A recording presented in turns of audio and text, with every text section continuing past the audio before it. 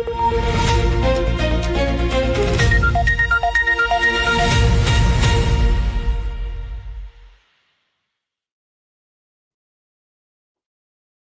உயிரோடை Tamil ILC Tamil உயிரோடை தமிழில் அன்பர்களே, உலக நார்வல் நிகழ்ச்சியில் நின்றிருக்கிறீர்கள். உலக நார்வல் நிகழ்ச்சியில் பிரித்தானியாவிலிருந்து போரியல் ஆய்வாளர் அருள் சகோதரர் இணைகின்றார். வணக்கம் அருள் சகோதரே. அனைத்துலக உயிரோடை தமிழ் உறவுகளுக்கு அன்புள்ள வணக்கம். உங்களுக்கும் அன்பர்கள் சார்பாக வணக்கத்தை தெரிவித்துக் கொண்டு தொடர்ந்து மத்திய கிழக்கு நாட்டில் இருக்கும் நிலைமைகளை பார்ப்போம். போர் இப்பொழுது இல்லை, ஆனால் மாறி மாறி தலையடி வந்து கொண்டிருப்பது போல் தெரிகின்றது. புதிதாக ஒரு பிரச்சனை உருவாகி இருக்கிறது. உங்களுக்கு தெரியும், OPEC என்ற ஒரு அமைப்பு இருக்கிறது. ஆயில் தயாரிக்கின்ற அந்த நாடுகள் கூட்டாக ஒரு அமைப்பு வைத்திருக்கிறார்கள். அந்த அமைப்பில் கட்டுப்பாடுகள் இருக்கின்றது. அதை ஒரு ஒழுங்கமைப்பதற்காக அந்த அமைப்பு உருவாக்கப்பட்டது. அதிலிருந்து வருகின்ற வெள்ளிக்கிழமையோடு வெளியேற போகின்றோடு கூறுகிறார்கள். இது பெரிய ஒரு அதிர்வலையை ஏற்படுத்தி இருக்கின்றது உலகம் பூராவும். இந்த OPEC-இலிருந்து UAE வெளிவருவது அரசியல் ரீதியாகவும் பொருளாதார ரீதியாகவும் என்ன விதமான தாக்கத்தை ஏற்படுத்த போகின்ற கூறுவீர்களா? அதாவது இதை என்னென்று சொன்னால் ஒரு செஸ்மிக் ரியாக்ஷன் என்று சொல்லியிருக்காரு. செஸ்மிக் என்று சொன்னால் இந்த எர்த்குவேக் அப்படி சொல்றது, ஒரு பூமி அதிர்வு மாதிரி என்று கூறுவார்கள். இந்த கிட்டத்தட்ட 1960களில் உருவாக்கப்பட்ட இந்த OPEC நாடுகளின் கூட்டமைப்பு 11 அங்கத்துவ நாடுகளை கொண்டிருந்தது. பிறகு 2016ஆம் ஆண்டு OPEC பிளஸ் என்று சொல்லி அதற்கு ரஷ்யாவையும் உள்வாங்கி இருந்தார்கள். இந்த உலகத்தின் குளோபல் சப்ளைல நீங்கள் பார்த்தீர்கள் என்று சொன்னால், இவர்கள் இந்த சப்ளை 35% எரிபொருட்கள் விநியோகத்தை இந்த நாடுகள் தான் நோமலாக இந்த OPEC நாடுகள் தான் வழங்குவதுண்டு. இதில் இதன் நிறுவனராகவே UAE தான் இருந்தது 1967ஆம் ஆண்டு. இன்றைக்கு 2026ஆம் ஆண்டு அவர்கள் அந்த அமைப்பை உடைத்து வெளியேறுகின்ற நிலையை கொண்டு வந்திருக்கிறது. இது மட்டுமில்ல, உலக ஒழுங்கு மெல்ல மெல்ல உடைந்து கொண்டு வருகிறது, ஒவ்வொன்றாக உடைக்கப்பட்டு கொண்டு வருகின்றது. ஐக்கிய நாடுகள் சபையாக இருக்கலாம், இப்ப நேட்டோ கூட கூறியிருக்கின்றது, தனது வருடாந்த மாநாட்டை தாங்கள் நிறுத்துவதாக கூறியிருக்கின்றது. ஏனென்றால் ஒவ்வொருத்தரும் முகத்தை பார்க்க முடியாதவர்கள் போய் அங்கிருந்து கதைத்து எந்த பிரயோசனமும் இல்லை, எல்லாரும் எதிரிகளாக மாறிவிட்டார்கள். அப்ப அங்கு போயிருந்து நண்பர்களாக கதைப்பதில் எந்த பிரயோசனமும் இல்லை என்ற ஒரு நிலை. அவரவர் ஒவ்வொரு கூட்டணிகளை சேர்ந்து கொள்ள வேண்டிய ஒரு நிலையாக இருக்கின்றது. அதாவது ஈரான் போர் ஒரு மிகப்பெரிய தாக்கத்தை இந்த நாடுகளிடம் மெல்ல மெல்ல ஏற்படுத்தி வருகிறது. எங்களுக்கு தெரியாத நிலையில் இப்போது பல மாற்றங்கள் நிகழ்ந்து கொண்டு வருகின்றன. இப்ப இதுல நீங்க பாத்தீங்கன்னா சொன்னால், இந்த OPEC-ல இருந்தது வெளியில் வந்தது என்று சொன்னால், அதை எனர்ஜி மினிஸ்டர் UAE எரிசக்தி அமைச்சர் அதை உறுதிப்படுத்தி இருக்கிறார். வெளிவந்தது என்று சொன்னால், இப்ப அங்கு இருக்கும் போது அவர்கள் உற்பத்தியாக இருக்கலாம் அல்லது விலை கட்டுப்பாடுகளாக இருக்கலாம், பல பல அவர்களுடைய சட்ட திட்டங்களுக்கு அமைவாகத்தான் அவர்கள் அங்கு பணியாற்ற, அங்கு அவர்களுடைய விநியோகம் உற்பத்தி எல்லாம் ஒரு சட்ட திட்டங்களுக்கு உட்பட்டதாக இருக்கு. ஆனால் அந்த சட்டத்திட்டத்தை பார்த்தீங்கன்னு சொன்னால், ஒரு நாளைக்கு 3.2 மில்லியன் பேரல் தான் உற்பத்தி செய்யலாம் என்று. ஆனால் இனி வரும் காலத்தில் அவர்கள் அப்படி செய்ய தேவையில்லை, அதிக அளவாக செய்யலாம். இது சவுதி அரேபியாவுக்கெல்லாம் மிகப்பெரிய ஒரு தாக்கத்தை ஏற்படுத்தும்.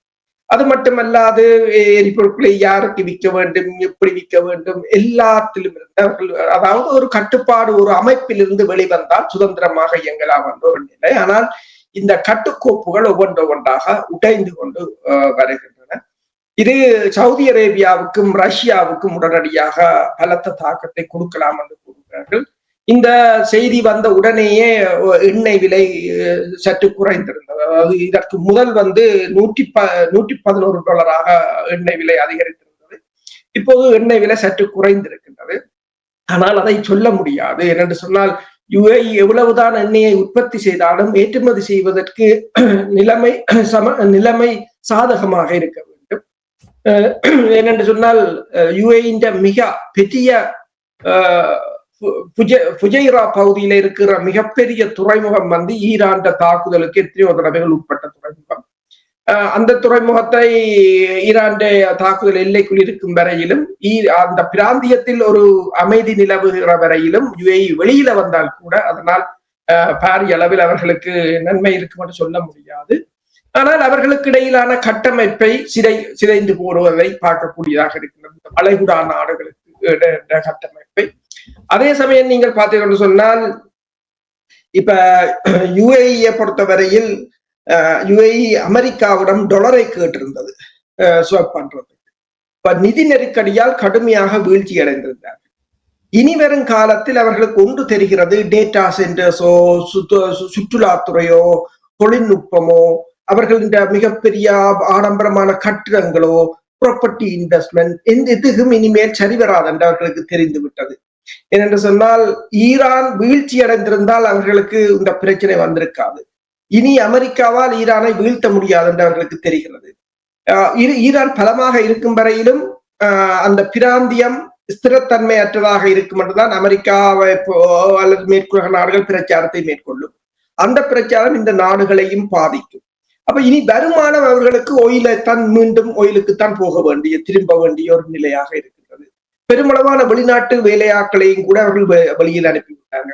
இப்ப உங்களுக்கு தெரியும், யுஏஇ அமெரிக்காவை மிரட்டி கொண்டிருந்தது நான் யுவானில் கூட எண்ணெயை விற்க போகிறேன் என்று. இப்ப இனி இதுல இருந்து வந்தால் அவர்கள் யுவானில் வித்தானா டாலரில் வித்தானா யாருக்கும் எதுவும் தெரியாது.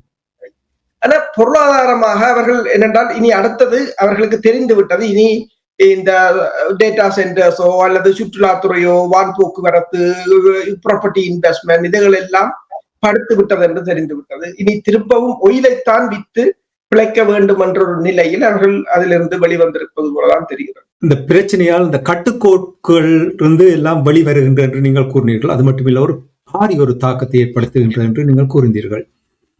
உங்களுக்கு தெரியும் இந்த ஜிசிசி நாடுகள் இருக்கின்றது. நான் உங்களிடம் அடிக்கடி இந்த கேள்வியை ஆரம்பத்தில் கேட்டிருக்கின்ற இந்த மத்திய கிழக்கு நாடுகள் என்ன செய்கின்றன என்று கேட்டிருந்தேன். முதல் தடவையாக இந்த போர் ஆரம்பித்து 60 நாட்களில் ஈரான் மீது அமெரிக்கா இஸ்ரேல் அமெரிக்கா நடத்திய தாக்குதலுக்கு பிறகு அமெரிக்கா வளைகுடா அவர்களுடைய அந்த உறவு நிலையை மறுமதிப்பீடு செய்வதற்கான ஒரு கூட்டம் நடந்திருக்கின்றது. ஜிசிசி மாநாடு நடந்திருக்கின்றது. முதல் தடவையாக சந்தித்திருக்கிறார்கள். இந்த சந்திப்பு என்ன செய்தியை கூறுகிறது? இப்ப நீங்கள் கூறினீர்கள் யுஏஇ இனி தன்னிச்சையாக முடிவெடுக்கலாம், தன்னிச்சையாக டாலர்ஸ்லும் வைக்கலாம், யுவான்லும் வைக்கலாம், எவ்வளவு எண்ணெய் தயாரிக்க வேண்டுமோ அவ்வளவு எண்ணெயை தயாரிக்கலாம், என்ன விலையில் விற்க வேண்டுமோ அவர்களே தீர்மானிக்கக்கூடிய ஒரு நிலைமையை இப்பொழுது அங்கே ஒரு கலகத்தை ஏற்படுத்தி விட்டிருக்கிறது. இந்த கூட்டம் என்ன செய்தியை கூறுகிறது? இது முதலாவது கூட்டம். இந்த கூட்டம் தொடங்க முதலே இது ஈரான் தொடர்பாக ஒரு முக்கியமான முடிவுகள் வரும் என்றெல்லாம் ஊடகங்கள் வந்திருந்தன. கூட்டம் ஆரம்பிக்க போகிறது, 6 நாடுகளும் வளைகுடா நாடுகள் கூட்டத்தை ஏற்பாடு செய்திருக்கிறார்கள் என்றெல்லாம் சொல்லப்பட்டது. ஆனால் நான் அப்போது யோசித்தேன், ஈரான் மீது என்னத்தை இவர்கள் கொண்டு வர முடியும்? அமெரிக்காவே பெரிய பிரச்சனைப்பட்டுக் கொண்டு நிற்கிறது இப்போது. அப்ப இந்த 6 நாடுகளும் கூட்டாக கூடுவதால் எதுவும் நடைபெறப் போவதில்லை. ஏனென்றால் இப்போது ஈரான் விமானம் இன்று நேரடி விமான சேவையை மாஸ்கோவுக்கு ஆரம்பித்திருக்கிறது. சவுதி அரேபியாவுக்கு ஈரான் விமானம் சென்று வருகிறது. இப்படி ஈரான் இப்போது மெல்ல மெல்ல பழைய நிலைக்கு திரும்பி கொண்டிருக்கிறது. மற்றது ஈரான் படைத்துறை ரீதியாக எந்த விதமான நகர்வுக்கும் அங்கு இடமில்லை என்ற ஒரு நிலையாக இருக்கின்றது, அணுகுண்டை தவிர. அப்ப அதை செய்ய முடியாது. அப்ப இந்த நிலையில் என்ன நடைபெறப் போகிறது என்று பார்த்தால், அந்த கூட்டத்தில் தான் இப்போது இந்த யுஏஇ வெளியேறி இருக்கின்றது. ஈராக் இப்போது அதை அவர்களை ஒற்றுமையாக வைத்திருப்பதற்கும் அந்த கட்டமைப்பை பேணுவதற்கும் ஈராக்கின் 2 அமைச்சர்கள் கடுமையாக முயற்சி செய்ததாக கூறப்படுகின்றது. ஆனால் யுஏஇ யுஏஇ அதில் ஒரு பிரதான பங்குதாரராக இருப்பதால் அந்த கட்டமைப்பு முற்று முழுதாக உடைந்து விடக்கூடிய ஒரு நிலையாகத்தான் இருக்கும். ரஷ்யாவுக்கும் சவுதி அரேபியாவுக்கும் அதில் பாதிப்பு இருந்தாலும், ஆனால் அவர்களும் அதிக அளவாக உற்பத்தி செய்தால் அது யுஏஇக்கும் தான் பாதிப்பாக இருக்கும். ஹாமூஸ் அந்த கூட்டத்தில் பேசிய கட்டார் விவகார அமைச்சர் கூறியிருந்தார், ஹாமூஸ் விவகாரத்தை நாங்கள் மேசையில் இருந்தே வெளியில் தூக்கி விடுவோம் என்று, அதை இதில் கலைக்க முடியாது என்று அவர் கூறிவிட்டார்.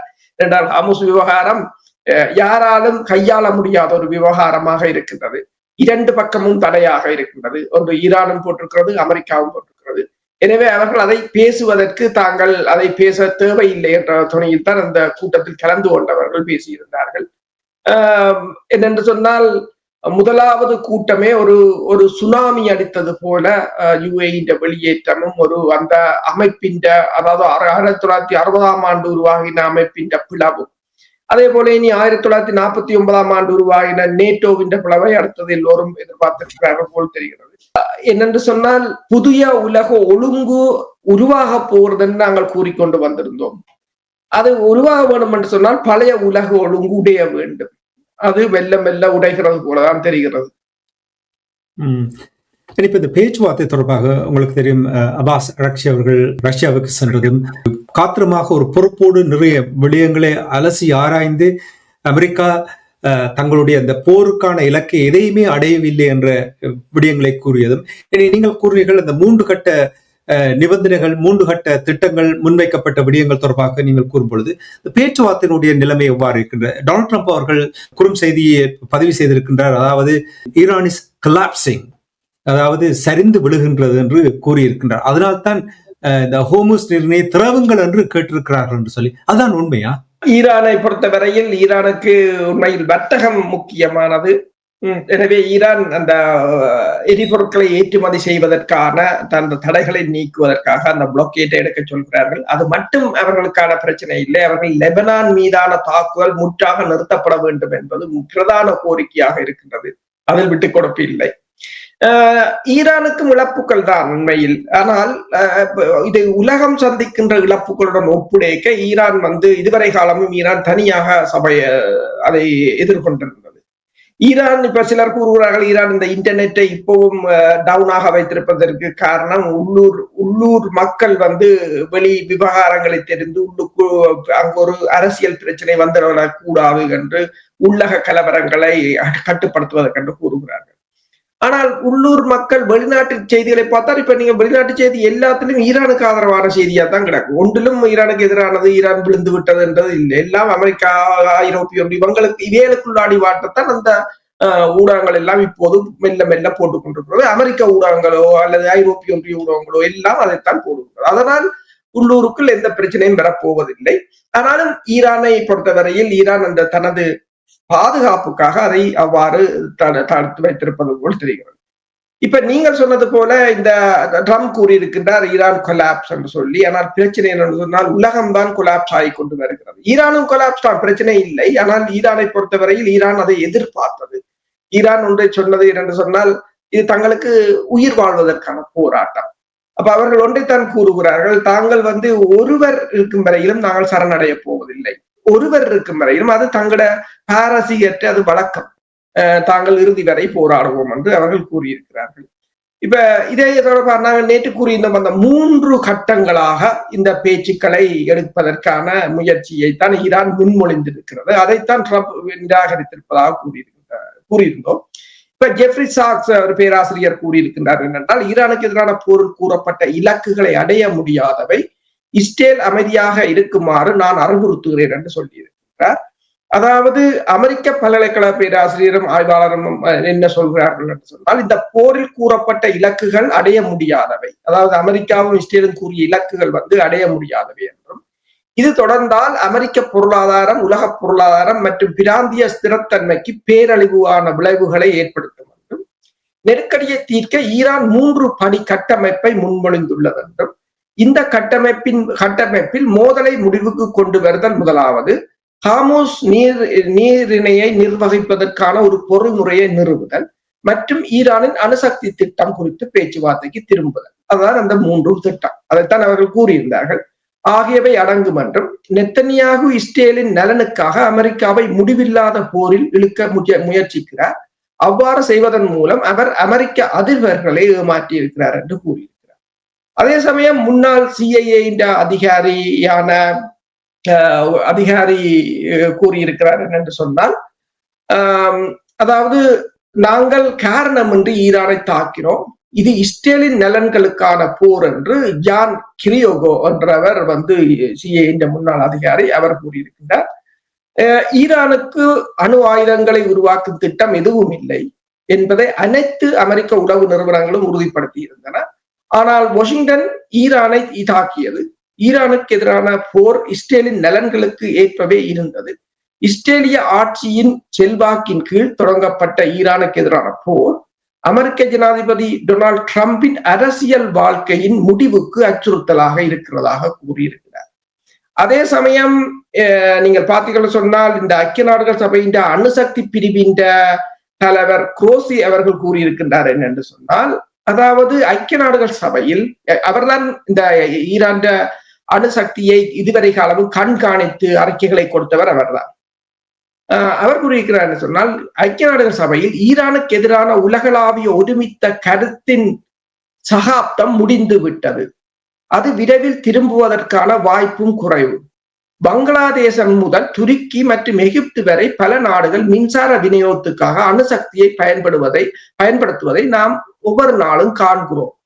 அப்ப அந்த நாடுகள் பயன்படுத்தும் போது ஈரான் ஏன் பயன்படுத்த முடியாது என்று இப்போது எல்லோரும் கேள்வி கேட்கிறார்கள் என்று அவர் கூறியிருக்கிறார். அதே நேரம் நீங்கள் தெரியும், நேற்று நாங்கள் பேசியிருந்தோம் இந்த சிச்சுவேஷன் ரூம்ல, அதாவது நடவடிக்கை அறையில ஒரு கூட்டம் நடந்ததுன்னு சொல்லி, ஈரானுடனான உறவுகளில் ட்ரம்ப் 2 வழிமுறைகளை பரிசீலித்து வருகிறார் என்றும், இராணுவ தாக்குதல் மூலம் பதற்றத்தை அதிகரிப்பது ஒன்று, அல்லது ஈரானை பேச்சுவார்த்தைக்கு நிர்பந்திப்பதற்காக அதிகபட்ச அழுத்தம் என்ற பெயரில் தடைகளை தொடருவது என்று அக்சியோஸ் என்ற ஊடகம் கூறியிருக்கின்றது. அவ்வப்போது அவர் ஒரு கடுமையான நிலைப்பாட்டை எடுக்கிறார் என்று ஒரு ஆலோசகரிடம் அவர்களுக்கு, ஈரானிய தலைவர்களுக்கு குண்டு மட்டும்தான் புரியும் என்றும் கூறியிருக்கின்றார். ஆனால் புதிய தாக்குதல்களை தொடங்குவதற்கு அவர் பயமாகவே, எச்சரிக்கையாகவே இருக்கிறார் என்று ஆலோசகர்கள் கூறுவதாக இந்த அக்சியோஸ் என்ற ஊடகம் தெரிவித்திருக்கின்றது. இப்ப ஒன்று என்னென்று சொன்னால், அது ஒரு நீண்ட போருக்குள் போய்விட்டார்கள். ஒரு மிகப்பெரிய நீண்ட போர் அல்லது மிகப்பெரிய போருக்குள் எளிதாக செல்லலாம், ஆனால் வெளிவருவது எளிதல்ல.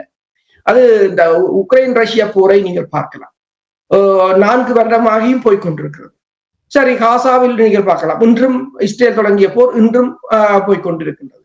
ஹமாஸும் இருக்கிறார்கள், ஹிஸ்புல்லாக்களும் இருக்கிறார்கள், இஸ்ரேலும் இருக்கிறது. அதே போலதான். அதே போல இது அடுத்த காலம் முனை ஒரு நீண்ட போருக்குள் போய்விட்டார்கள், திரும்ப முடியாத ஒரு நிலையில் இருக்கிறார்கள். அணு ஆயுதம் தொடர்பாக நீங்கள் கூறினீர்கள், ஹோர்முஸ் நீரிணை, இது பெரிய ஒரு சிக்கலாக வந்திருக்கின்றது. இப்ப அமெரிக்காவை இந்த ஹோர்முஸ் நீரிணையின் முடக்கத்தை எடுங்கள் என்று கேட்கிறார்கள். சரி, அப்படி அமெரிக்கா எடுத்தால் ஈரான் என்ன செய்யும்? ஈரான் தங்களுடைய தடையை நிறுத்துவார்களா அல்லது அவர்கள் தொடர்ந்து அந்த தடையை வைத்திருப்பார்களா? அப்படி தடை வைத்திருந்தால் அமெரிக்கா தாக்குமா? தாக்குவது என்பது மிக கடினமான சூழ்நிலை என்று சொன்னால், இனி இராணுவ தாக்குதல் சகாப்தம் அமெரிக்காவிடம் முடிந்து விட்டது என்றுதான் கூறலாம். என்னென்று சொன்னால், அவர்கள் எல்லா வழியிலும் முயற்சித்து பார்த்து விட்டார்கள். ஒரே இரவில் 850 டொமஹாக் ஏவுகணை அடித்தும் பார்த்து விட்டார்கள். 13,000 குண்டுகளை வீசி இருக்கிறார்கள். இப்ப அமெரிக்காவின் பங்க பர்ஸ்டர் குண்டுல 3 வெடிக்காம இருந்தது என்று சொல்லி அதுல 2 வெடிக்க வைத்திருக்கிறார்கள், 1 கைப்பற்றி இருக்கிறார்கள் ஈரான். அதை ரிவர்ஸ் இன்ஜினியரிங் செய்யலாம் என்று கூட கதைக்கிறார்கள். 9,000 குண்டுகளை இப்போது தாங்கள் செயலிழக்க செய்திருப்பதாக கூறியிருக்கிறார்கள். வெடித்ததை விட 9,000 குண்டுகளை செயலிழக்க செய்திருக்கிறார்கள். 155 விமானங்களை தரையிறக்கி ஒரு தரை நடவடிக்கை மூலம் யுரேனியத்தை கைப்பற்ற மேற்கொண்ட முயற்சியும் தோல்வியைத்தான் முடிவடைந்தது. அமெரிக்காவின் மிக நவீன விமானங்கள் அத்தனையும் அடி வாங்கிவிட்டன. இப்ப இந்த தாக்குதல் இனி வரும் காலங்களில் சரி வராது. ஹார்முஸ் நீரிணை நீங்கள் சொன்னது போல சனிக்கிழமை அந்த போர் நிறுத்தம் வந்தவுடன் ஈரான் திறந்தது. அதற்கு பிறகு பிளாக்கேட் என்று சொல்லி கடற்முற்றியை கொண்டு வந்தது அமெரிக்கா. உடனடியாகவே பைரூட்டை தாக்கி 300 பேரை கொண்டது இஸ்ரேல். அப்ப இவர்கள் இருவருக்கும் அது அந்த போர் நிறுத்தத்தை நீடிப்பதற்கான எண்ணம் இல்லை என்றுதான் ஈரான் நினைக்கிறது. ஈரான் என்னென்று சொல்கிறது என்று சொன்னால், ஈரான் இப்ப ரஷ்யாவுடன் போய் அதைத்தான் சொன்னது. அவர்கள் ஒன்றை சொல்கிறார்கள், இன்னொன்றை செய்கிறார்கள். அதால் எங்களால் ஒரு தெளிவான முடிவெடுக்க முடியாது. பேச்சுக்காரர்களுக்கு நாங்கள் போய் சும்மா கதைப்பதில் பேச்சுக்களுக்கு போய் வந்த பிறகு தடையை போடுகிறார் என்று சொல்லும் போது அவர்களுக்கு அதில் விருப்பம் இல்லாத போது நாங்கள் அதற்கு போக விருப்பம் இல்லை என்றுதான் இந்த 3 அம்ச திட்டத்தை கொடுத்திருந்தார்கள். இப்ப ஐக்கிய நாடுகள் சபை கூட சொல்கிறது என்னென்று சொன்னால், இந்த ஐக்கிய நாடுகள் சபையில இதை கொண்டு போனாலும் இது செல்லாது என்று சொல்கிறார்கள். என்னென்று சொன்னால், ஐக்கிய நாடுகள் சபையில் 1982ஆம் ஆண்டு கொண்டு வரப்பட்ட UN convention on the law of sea என்று சொல்றது, அதாவது UNCOLS என்று சொல்ற அந்த அமைப்பு 1982 ஆண்டு உருவாகிய போது இந்த கடல் எல்லைகள் எவ்வளவு மீன் பிடிக்கலாம், எவ்வளவு எண்ணெய்களை அகழலாம் என்றெல்லாம் கொண்டு வந்த போது அதில் 169 நாடுகள் சேர்ந்திருந்தன. அமெரிக்கா சேரவில்லை, ஈரானும் இல்லை. அப்ப இந்த சண்டையில இருக்கிற 2 நாடும் அதுல இல்லை என்றா ஒன்றும் செய்ய முடியாது, அவர்கள் அதுக்கு வராது. நீங்கள் இப்ப மனித உரிமைகள் ஆணைக்குழுவில் வருவார்கள், அமெரிக்கா இல்லை. ஆனால் உலகத்துக்கு பாடம் எடுப்பார்கள், நீ முதல் அதில் இருக்கணும், அவர்கள் இல்லை அதுல. அது அப்படித்தான் இருக்கு. இப்ப ICCல வர அமெரிக்கா இருக்காண்டு இல்லை. அப்ப இந்த மற்ற நாடுகள் ஏன் சேருகிறார்கள் என்ற ஒரு பிரச்சனை. இப்ப 169 நாடுகள் அதில் இருக்குது, இவர்கள் இல்லை. அதான் ஒருவர் கேட்டிருக்கிறார், ரூல் பேஸ் இன்டர்நேஷனல் ஆர்டர் என்றது மற்ற ஆக்களுக்கு மட்டும்தானோ, உங்களுக்கு அது இல்லையோ என்று கேட்டிருக்க. ஆனா அதை கேட்கவும் ஒருத்தரும் இல்லை. இதை கேட்டிருக்கலாம், அல்லது மற்ற நாடுகள் துடிச்சலாக விலகுவதற்கு ஒருத்தரும் இல்லை. ஆனா ரஷ்யாவும் அதை சேர்வதில்லை ஒரு நாளும். அந்த ஏனைய நாடுகளுக்கு உதவிகளை கொடுத்து, USA அப்படி இப்படி என்று காசுகளை கொடுத்து, IMF கொடுத்து அவர்களை கூட்டி வந்து சேர்க்கிறது, சேர்த்து போட்டு அவங்களுக்கு தான் பாடம் எடுக்கிறது. அதான் கையேந்திகளாக வைத்திருந்தால் தான் அவர்கள் தங்களுடைய கட்டுப்பாட்டுகள் வைத்திருக்கலாம் என்பதுதான் அவர்களுடைய. அதாவது நீங்கள் கூறியது போல் அந்த அமைப்பில் இல்லை என்று சொன்னால் அதில் பெருசாக ஒரு பிரயோசனம் இல்லை. இருந்தால் அவர்களுக்கான ஒரு கவசத்தை வைத்துக் கொண்டு எல்லாவற்றையுமே செய்வார்கள். இப்ப நீங்க அந்த ஹோர்முஸ் நீரிணை தொடர்பாக கூறும் பொழுது எனக்கு நல்ல ஞாபகம் இருக்கிற ஜெர்மனியுடைய சான்சலர் ஃபிரெட்ரிக் மேர்ஸ் அவர்கள் வெள்ள மாளிகைக்கு சென்ற பொழுது டொனால்ட் ட்ரம்போடு இருந்து உரையாடும் பொழுது, அந்த காலுக்கு மேல் காலை போட்டு உரையாடும் பொழுது அவ்வளவு ஒரு நட்போடு ஆசாவாசமாக அவர்கள் பேசியதை பார்த்தேன். இன்று பார்த்தேன் ஃபிரெட்ரிக் மேர்ஸ் அவர்கள் ஹோர்முஸ் நீரிணையை திறக்க வேண்டும் என்று ஆவேசத்தோடு தொனியில் அவ்வாறு தான் இருந்தது. என்ன நடந்தது? இவர்களுடைய இந்த உறவு நிலைக்கு என்ன நடந்தது? இனித்தான் பிரச்சனையே ஆரம்பம். என்னென்று சொன்னால், இப்ப எண்ணெய் மட்டும் இதுல பிரச்சனை இல்லை, இனி விதைப்பு ஆரம்பமாகும். அறுவடைக்கு எரிபொருட்களோட விலை ஏறும், உரங்களோட விலை ஏறும். அந்த விலைகளை விவசாயிகள் எண்ணத்துல போடுவார்கள், தங்கள் உற்பத்தி பொருட்களில் போடுவார்கள். ஆகஸ்ட் செப்டம்பர்ல தான் உணவுப் பொருட்களோட விலை விண்ணை முட்டும் என்று கூறுகிறார்கள். இது இப்ப முதலாவது ஈரான் அமெரிக்க போர், பிறகு உலக பொருளாதார நெருக்கடி, மூன்றாவதா வரப்போறது உலக அரசியல் நெருக்கடி. ஒவ்வொரு நாடுகளும் தங்கள் நாடுகளில் பெரும் அரசியல் நெருக்கடியை எதிர்கொள்ள வேண்டி ஏற்படும் என்று கூறுகிறார்கள். ஹீலியம் தொடக்கம் மைக்ரோசிப்ஸ் வரையிலிருந்து, பிளாஸ்டிக் பொருட்களில இருந்து, எலக்ட்ரிக் சர்க்கிட்ல இருந்து, உரங்கள் ஒன்றுமே இல்லை என்ற நிலை. இன்று இந்தியா போய் கலைக்கிறது ஈரானுடன். அந்த சபகர் துறைமுகத்தின் அபிவிருத்தியை இப்போது இந்தியா திருப்பி போகிறார்கள், நாங்கள் ஈரானுடன் சேர்ந்து செய்ய போகிறோம் என்று. நேற்று போய் ரஷ்யாவுடன் சேர்ந்து உர தொழிற்சாலையை போடுகிறார்கள் ரஷ்யாவில. அப்ப இப்ப பல நாடுகள், அமெரிக்கான்ற கூட்டணியான நாடுகள் எல்லாம் தங்களை இடத்தை மாத்தி கொண்டிருக்கிறார்கள். பிலிப்பைன்ஸ் போய் கேட்கிறது சீனாட்ட, தனக்கு எண்ணெயை தாரியும். இத்தனைக்கும் பிலிப்பைன்ஸ் சீனாக்கு எதிரானா அப்படியான ஒரு நிலையாகத்தான் இருக்கிறது. தாய்வான் எதிர்கட்சி தலைவர் போகிறார் சீனாவுக்கு. இப்ப தாய்வான் 90% செமிகண்டக்டர்ஸ் தாய்வான் தான் சப்ளை பண்ணுகிறது. தாய்வான் மீது ஒரு தடை வருமாக இருந்தால் உலகத்தின் பொருளாதாரம் அடுத்ததாக என்னன்னு சொன்னால், எலக்ட்ரிக் கார்ல இருந்து, மொபைல் போன்ல இருந்து எல்லாத்துக்கும் அதுதான் தேவை. அப்ப ஒரு சப்ளை லைனை 90% உலகத்துக்கு தேவையான 90% சப்ளை லைனை யார் கொண்டு போய் அங்க வச்சதுன்னு இப்ப கேட்கிறார்கள் ஒரு கேள்வியை. அதுக்கும் ஒரு பிரச்சனைக்குரிய இடத்துல சீனாவில இருந்து 116 மைல்ல இருக்கிற ஒரு தீவில கொண்டு போய் உலகத்தின் 90% செமிகண்டக்டரை வச்சது யார் இப்ப கேட்கிறார்கள். அதை இந்த யூஎல்ல இருந்து பார்த்து கொண்டு. இப்ப நீங்க சொன்னது போல இப்ப மேர்ஸுக்கு இப்பதான் விளங்குகிறது. நேற்று உங்களுக்கு தெரியும், சொல்லியிருந்தார் அமெரிக்காவை ஈரான் அவமானப்படுத்தி விட்டது என்று. பிறகு சொல்லியிருந்தார் ஈரான் மீதான தடையை தான் எடுக்க போகிறார் என்று சொல்லி. இப்போ பிரான்ஸ் கூறியிருக்கின்றது, இஸ்ரேல் தந்த நடவடிக்கையை மாற்றாது விட்டால் தடையை கொண்டு வருவோம் என்று. மெலோனி இத்தாலியின் பிரதமர் இப்போது சொல்லி இருக்கின்றார், தாங்கள் ட்ரம்ப் அந்த போப் மீதான தாக்குதலுக்கு கண்டனம் தெரிவித்திருந்தார். அதே போல ஸ்பெயின் அமெரிக்காவுக்கு இந்த ஏர்பேஸை பயன்படுத்துவதை தடுத்தது மட்டுமல்லாது இஸ்ரேல் வர்த்தக உடன்பாட்டை முறிக்க வேண்டும் என்று கூறுகிறது. அயர்லாந்து இஸ்ரேல் என்ற வர்த்தக உடன்பாட்டை முறிக்க வேண்டும் என்று கூறுகிறது. இப்ப அந்த ஐரோப்பிய ஒன்றியம் மெல்ல மெல்ல வாயை திறக்கிறார்கள் என்றால் அவர்களோட வயிற்றில் அடி விழும் போதுதான் அது இந்த அருமை தெரியும். இது மற்றவர்களுக்கு அடிக்கும் போது அது தெரியாது.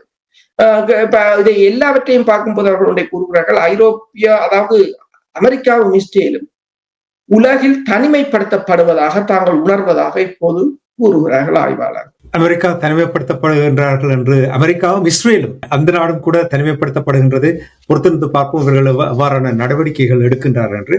இப்ப நீங்கள் சுருக்கமாக இந்த பொருளாதார நிலைமைகளை நீங்கள் கூறும் பொழுது தொடர்ந்து வருகின்ற செய்திகளை பார்க்கும் பொழுது மிக மிக மிக பெரிய ஒரு ஆபத்தான ஒரு பசி பஞ்சம் பட்டினியில் வரக்கூடிய உள்ளமை ஆப்பிரிக்கா ஆசியா போன்ற நாடுகளில் பொருள் விலையேற்றம், உடம்களுக்கான தட்டுப்பாடு, மற்றது அது மட்டுமல்லாது எரிபொருட்கள் சார்ந்து ஏனைய தொழில்துறைகளும் முடங்கி போவது. தென்கொரியாவில் இப்போது வாகனங்களுக்கு மாற்று நம்பர்கள், இந்த நம்பர் கார் இன்றைக்கு ஓடினா அடுத்த நாளைக்கு இன்னொரு கொஞ்சம் நம்பர் கார் அப்படி நம்பர் அடிப்படையில கொடுக்கிறார்கள் என்று சொல்லியும், பிலிப்பைன்ஸ்ல மினி பஸ்களுக்கு பெட்ரோலை ரேஷனாக கொடுக்கிறார்கள் என்று சொல்லி இப்போது நீங்க பார்த்து ஜப்பான் ஒரு டேங்கர் 2 மில்லியன் ஒயில்களை ஏற்றிக்கொண்டு அந்த டேங்கர் VLCC சூப்பர் டேங்கர் ஈரானுக்கு காசை கட்டி போட்டு சவுதி அரேபியா அந்த எண்ணெயை ஏற்றிக்கொண்டு ஈரானுக்கு காசை கட்டி போட்டு ஈரான் கொடுத்த மேப்பின் அந்த பாதையால போகும். ஏன்னா அவங்களுக்கு இயலாது. இதை பார்த்து கொண்டு இந்த இப்படியானதை நீக்க முடியாதவர்கள மக்கள் அப்ப ஒன்று செய்ய, அதாவது அவரவர்களுக்கு இந்த ரூல் ஓர்டர் என்றதெல்லாம் மனித இடம் தோன்றிய பிற்பாடு அவர்கள் தாங்கள் ஒரு நல்ல நல்வழிப்படுத்துவதற்காக கொண்டு வரப்பட்டது.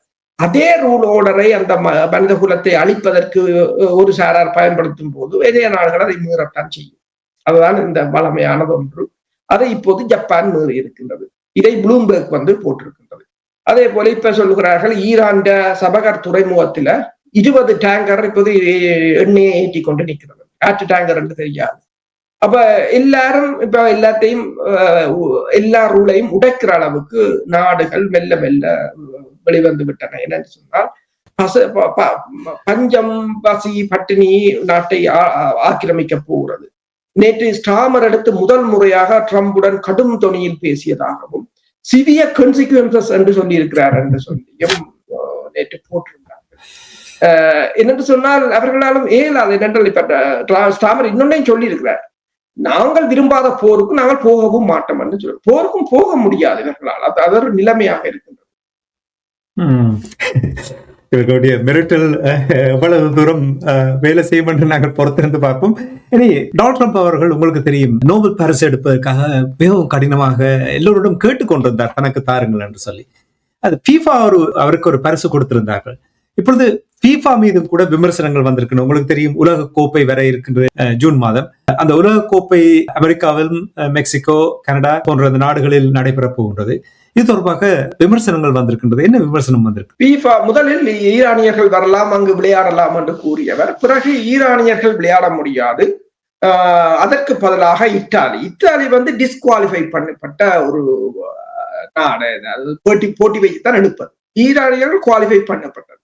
ஆனால் ஒரு விளையாட்டையும் அரசியலாக்குறது ஏற்கனவே ஆக்கித்தான் இருந்தவர்கள். ரஷ்யா வீரர்கள் ரஷ்யா கொடியில் விளையாட முடியாது என்றெல்லாம் செய்தான் இருந்தவர்கள். இது மேலதிகமாக அதற்கு கடும் எதிர்ப்பு தெரிவித்திருக்கிறது. இத்தாலியே அதுக்கு மாற்றீடு செய்யலாம் என்றால் இத்தாலி அதுக்கு மறுப்பு தெரிவித்திருக்கிறது. இப்போது நோர்வேயில் இருக்கின்ற மனித உரிமைகள் அமைப்புகள் கூறியிருக்கின்றன, ட்ரம்புக்கு இந்த FIFA கொடுத்த அமைதிக்கான பரிசை மீளப்பெறுமாறு கேட்டிருக்கிறார்கள். இது அதாவது இந்த விளையாட்டை அரசியல் மயப்படுத்துவது மிக மிக கண்டிக்கத்தக்கது என்று அவர்கள் கூறியிருக்கிறார்கள். மார்க்கோ ரூபியோ என்ன சொல்கிறார் என்று சொன்னால், ஏன் அதை செய்தார்கள் என்றாலும் விளையாட்டு வீரர்கள் என்ற போர்வையில் தீவிரவாதிகள் வருகிறார்கள். எதற்கெடுத்தாலும் தீவிரவாதி. ஏன் சிரிக்காண்ட தீவிரவாதி தான் உங்களோட வெள்ள மாளிகையில கழிச்சிட்டு போறாரு கையை கொடுத்து. அவர் தான் முந்தின நீங்கள் $10 மில்லியன் தலைக்கு ஆரம்பிச்சால் அவரே தான். ஆனா அவர் போறார். நீங்கள் இணைச்சால் அவர் தீவிரவாதி, உங்களுக்கு நல்லது செய்ய உங்களுக்கு பிடிக்காட்டி அவர் தீவிரவாதி, உங்களுக்கு பிடிச்சால் அவர் ஜனநாயகவாதி என்று சொல்வது இனிவரும் காலங்களில் அது பெருசாக ஈடுபடாது. இப்ப நீங்கள் ஆரம்பத்தில் கூறியது போல் இந்த அமைப்புகளை உருவாக்கும் பொழுது அமெரிக்கா தங்களுக்கு ஒரு கவசத்தை வைத்துக் கொண்டுதான் அந்த அமைப்புகளை உருவாக்குவார்கள். மற்றவர்களுக்கு தான் கட்டுப்பாடுகள், இவர்களுக்கு இல்லை. அதே போல்தான் இங்கே அவர்கள் ஒரு பயங்கரவாதி என்று சொல்லி முத்திர குத்தினால் அவர் பயங்கரவாதி, ஆனா இல்லை அவர் பயங்கரவாதி இல்லை என்று சொன்னால் அவர்கள் அதை ஏற்றுக்கொள்வார்கள். இப்ப ஈராக்கிலும் கூட அவ்வாறான நிலைமை இருந்தது. கடந்த வாரம் நாங்கள் உரையாடும் பொழுது நீங்கள் கூறியிருந்தீர்கள், தாங்கள் விரும்புகின்ற ஒருவரை பிரதமராக அவர்கள் தெரிவு செய்யவில்லை என்றால் வழங்குகின்ற உதவிகள் யாவற்றையுமே நிறுத்துவோம் என்று. இது கப்பம் கேட்பது போல், இந்த பிளாக்மெயில் பண்ணுவது போல் தான் இவர்களுடைய செயல்பாடுகள் இருக்கிறது என்பதை நீங்கள் அடிக்கடி கூறுவதைத்தான் நான் இங்கே மீண்டும் ஒரு முறை கூறியிருக்கிறேன். நாங்கள் நிகழ்ச்சியை கொண்டு வரப்போம். நிறைவாக இஸ்ரேல் லெபனானுக்கு இடையிலான போர் தொடர்ந்து கொண்டிருக்கின்றது. இஸ்ரேல் இன்னும் 16 கிராமங்களுக்கு துண்டு பிரசுரங்கள் கொடுத்திருக்கின்றது அங்கிருந்து வெளியேறுமாறு. யார் தடுக்க போகிறார்கள்? தடுக்கவே முடியாதா? மேற்குலக இப்ப நான் கூறினேன், மக்ரோன் இதை என்ன தடைகள் கொண்டு வருவோம் என்று கூறினாலும், ஆனால் அவர்கள் அதை செயற்பாட்டில் செய்யவில்லை. அதுதான் அந்த பிரச்சனை. செயற்பாட்டில் நீங்கள் செய்யாத வரையிலும் அவர்களுக்கு இது தொடர்பாக எந்தவித பயமும் இருக்க போவதில்லை. இஸ்ரேல் இந்த போரை இப்போது இவ்வளவு நாடுகளுக்கும் இப்போது ஓரளவு தெரிகிறது, இந்த போரை இஸ்ரேல் தான் கொண்டு வந்ததும், இஸ்ரேல் தான் இப்போது இந்த போர் நிறுத்தத்தை குழப்பிக் கொண்டிருக்கிறதும் என்று தெரிகிறது. அப்ப நீங்கள் தான் ஏதாவது தொடர்பாக நடவடிக்கை எடுக்க வேண்டும். இப்போது ட்ரம்ப் அங்கு சார்ல்ஸ் போயிருக்கிறார், அங்கு வெள்ளை மாளிகைக்கு. அவர் இப்போது கூறியிருக்கின்றார், பிரித்தானியாவை விட சிறந்த நண்பன் தனக்கு இல்லை என்று கூறியிருக்கின்றார். அது மட்டுமல்லாது இப்போ புது புரளி ஒன்றை கிளப்பி இருக்கிறார்கள். கிங் ஜேம்ஸ் டு ஸ்காட்லாந்து, அவர் 1430 1460 வரையிலும் ஸ்காட்லாந்தின் அரசராக இருந்தவர். அவற்ற வழித்தோன்றல்கள்ல வந்ததுல கடைசியாக ஜோன் ஸ்டுவர்ட் என்ற மன்னர் இருந்தார். அவர் 1490 1526 வரையும் இருந்தார். அவருக்கு ஒரு மகனும் ஒரு மகளும் இருந்தார்கள். அந்த மகனின் 15வது வழித்தோன்றல் தான் சார்ல்ஸ். அவன் மகள் அமெரிக்காவுக்கு குடிபெயர்ந்திருந்தார். அந்த மகளின் 15வது வழித்தோன்றல் தான் ட்ரம்ப் என்று இப்போது கொண்டு நிறுவி இருக்கிறார்கள். அதாவது ட்ரம்ப் இப்போது அரசராகிவிட்டார். சும்மாயே தாங்க முடியாது. இனி அரசர் என்று சொன்னால் இன்று அதை நிறுவி இருக்கிறார்கள். அவர் ஆண் பிள்ளை இந்த மகன் வாரிசு, இவர் பெண் பிள்ளை இந்த வாரிசு என்று சொல்லி இருக்கிறார்கள். பார்ப்போம், இனி இப்பதான் அது வெளிவந்திருக்கிறது, பார்ப்போம் என்ன நடக்கிறது. அரசன் அன்றறுப்பான் என்று சொல்வார்கள். தெய்வம் நின்றதுக்கு பார்ப்போம், தெய்வம் நின்றறுக்கின்றதா பார்ப்போம்.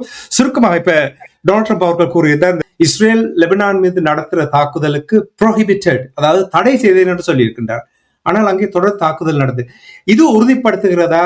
இஸ்ரேல் சொல்வதைத்தான் அமெரிக்கா கேட்கின்றதே தவிர மாறாக இல்லை என்றதை இது உறுதிப்படுத்துகிறதா?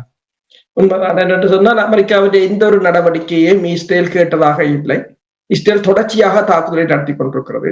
அமெரிக்காவால் தடுக்க முடியும். அமெரிக்காவிடம் தான் புலனாய்வு தகவல்கள் போகின்றன, ஆயுதங்கள் போகின்றன, நிதி போகின்றன, எல்லாம் அங்கிருந்தான் போகுது. இத்தனைக்கும் 12,000 அமெரிக்க வீரர்களும் அங்கு பணியாற்றுகிறார். அமெரிக்கா அதை நிறுத்த வேண்டும் என்று சொன்னால் அமெரிக்கா தான் அதை நிறுத்த வேண்டும். அல்லது ஐரோப்பிய ஒன்றியம், இப்போது ஜெர்மன் தான் இஸ்ரேலின் மிகப்பெரிய ஆயுத சப்ளையராக இருக்கிறார்கள். அவர்களும் அதை நிறுத்த வேண்டும். இல்லை என்று சொன்னால் தற்போதைய இந்த விளைவுகளை அனுபவிக்க வேண்டிய ஒன்றாக. சிறப்பு. இன்று கூட நிறைய தகவல்களை உயிரோடி தமிழ் உறவுகளுக்கு எடுத்து வந்தமைக்காக உயிரோடி தமிழ் நண்பர்கள் சார்பாக நன்றி குறிக்கொண்டு மீண்டும் நாளை சந்திப்போம். நன்றி, வணக்கம் அரசர்களே. நன்றி, வணக்கம்.